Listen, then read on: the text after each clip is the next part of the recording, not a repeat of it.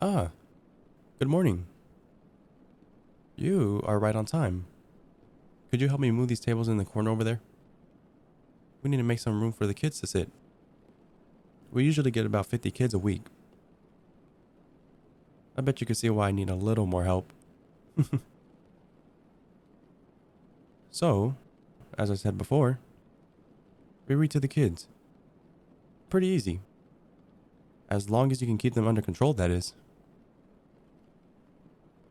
Oh, just make sure you keep the book facing the kids at all times. They love looking at the pictures. Other than that, all you have to do is just read. Maybe do some funny voices for different characters. The kids seem to like that, so, you know.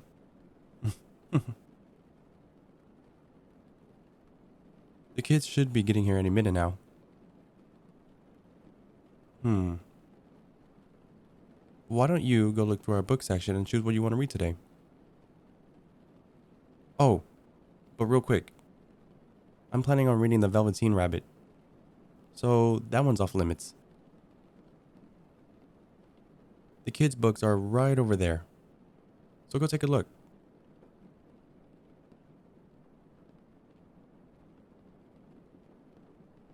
All right, everyone.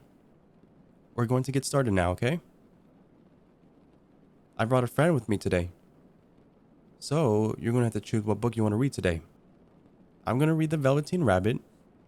So if you want to read that, please stay right here. My friend here is going to read Green Eggs and Ham. So if you want to listen to that one, please go sit by the windows. Are you ready? All right then. Start heading over there. Okay, kids. Pay attention. I'm going to get started now, okay? There was once a Velveteen Rabbit, and in the beginning, he was gorgeous. He was fat and bunchy, as a rabbit should be. His coat was spotted brown and white. He had real threaded whiskers, and his ears were lined with pink sateen. On Christmas morning, he was wedged in the top of the boy's stocking, with a sprig of holly between his paws. Autumn passed, and winter, and in the spring, when the days grew warm and sunny, the boy went out to play in the woods behind the house. And while he was playing, two rabbits peeped at him. Oh, you finished? Okay, 1 second. I'm almost done here.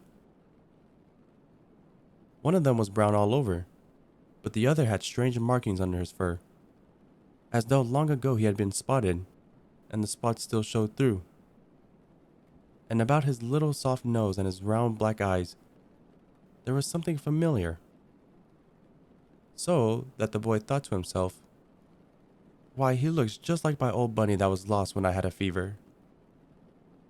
But he never knew that it was his own bunny who had came back to look at the child who had first helped him to be real.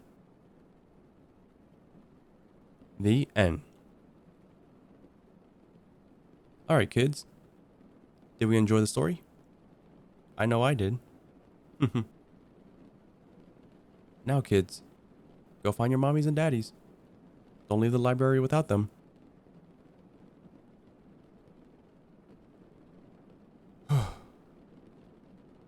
How did it go on your end? The kids seemed to be interested in you. You took more than half the group. Maybe that's because I've been doing this for over a year now. So they just got attached to the new person.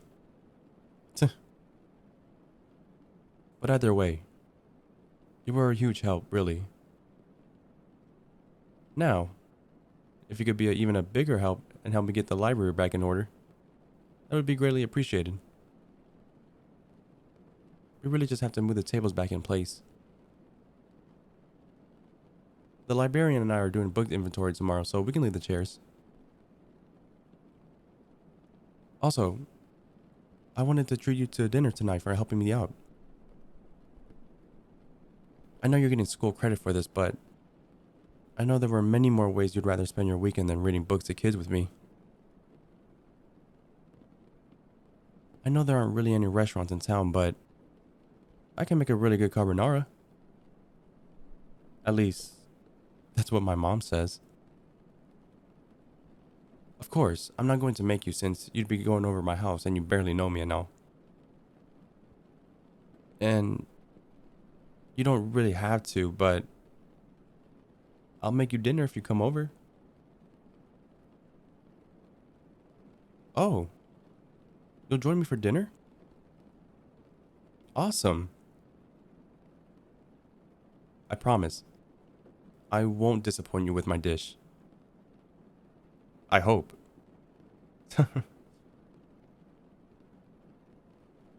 Alright, my house isn't far from here, so let's get going. I already have the stuff to make it. My parents aren't going to be home till later tonight.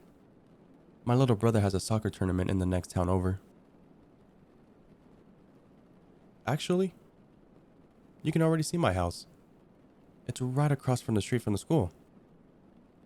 See? It's the one with the soccer sign in the front yard. Let's head on over, shall we?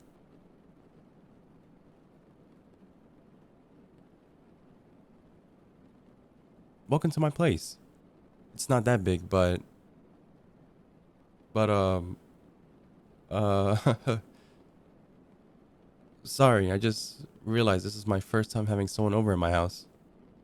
And I got really nervous all of a sudden. Just make yourself comfortable and I'll go get started on the meal. No, thank you. I got this. This won't take too long, so just stay there. Get comfortable. And most certainly don't come in here.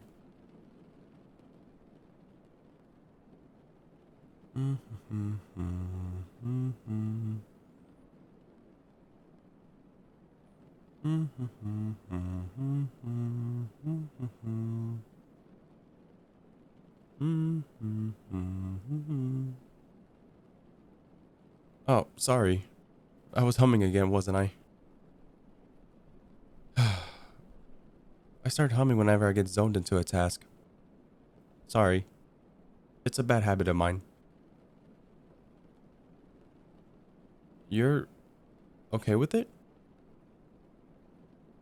Okay then. But please bear with me for a little longer, because I'm not sure I can stop myself.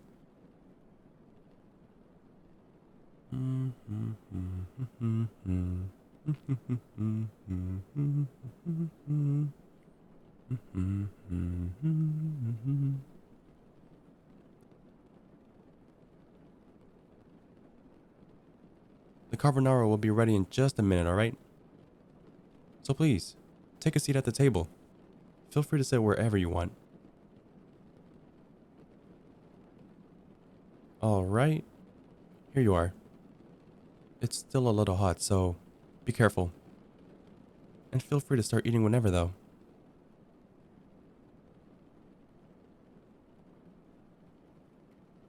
How is it? Oh, thank goodness. I was really worried I messed up the recipe in some way I hadn't seen. I mean, I've made this no less than 100 times, but still, with how nervous I was, anything could have happened. But I'm glad you like it. It's one of my favorite meals, actually. Both to make and to eat. You know, these past few days have been really fun, actually. I honestly don't know the last time I've ever enjoyed myself so much. Even just the mundane stuff, like studying or moving the tables in the library around, has been more enjoyable when you're doing it with me. It's weird. At least to me it is. I never thought another person could make me feel this way. You know what I mean? Sorry. What? Could you... Could you say that again? Um... I don't know what to say. I wasn't ready for this. No, I'm not rejecting you. Actually, I'm doing the opposite. It's yes, and it'll always be yes. It was love at first sight for me, and then you just kept surpassing my expectations of you. You were always nice to me. To the kids, you listened intently when I talked. You went along with what I did. I don't know what more I could ask for.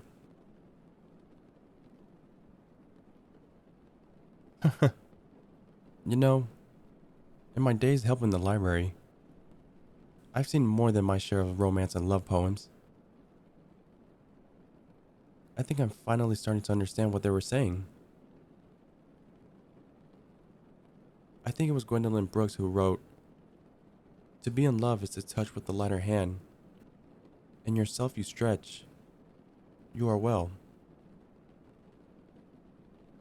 And now that I'm here, I understand that feeling. I'm so happy you asked me out. But please, continue eating. We don't want your carbonara getting cold now, do we?